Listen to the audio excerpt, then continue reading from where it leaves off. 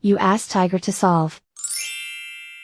This deals with linear equations with one unknown. The final result is m equals 2. Let's solve it step by step. Group all constants on the right side of the equation. Subtract 5 from both sides. Simplify the arithmetic.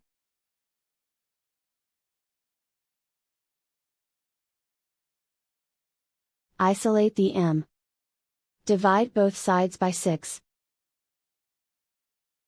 Simplify the fraction.